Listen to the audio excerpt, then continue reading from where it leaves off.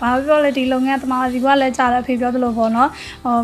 ဟိုပြောလဲကုသိုလ်လည်းရတယ်ဝမ်းလည်းဝရတယ်အဖေလုပ်ငန်းလေးကိုရေရှည်တည်တံ့ကျင်လို့ညီမဆက်လုပ်ဖြစ်တာပါရှင်ခက်နဲ့အညီသူများနောက်ကမကြအောင်လုပ်ဖြစ်တာပါဟုတ်အရင်နေ့ကတော့9 သိန်းလောက်နဲ့ဆိုရင်ကိုစပြီးတော့ကျွန်တော်တို့စာပြီးလုပ်ငန်းလုပ်တော့ကတော့9 သိန်းလောက်ဆိုရင်ကိုစာပြီးလုပ်လို့ရတယ်2005တော့ဟုတ်ကဲ့အဲ့တော့9 သိန်းလောက်ဆိုရင်ကို site ခုံသုံးခုနဲ့လုပ်ငန်းကိုလည်ပတ်လို့ရတယ်အခုချိန်မှာတော့အဲ့လောက်ကြီးတော့မရတော့ဘူးအရင်နေ့တွေကများလာတာ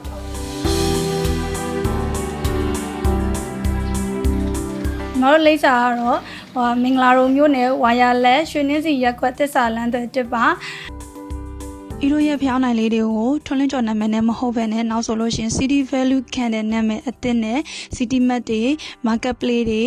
City Expert Ocean တွေမှာလည်းဝယ်ယူလို့ရနိုင်တော့မှာပါရှင်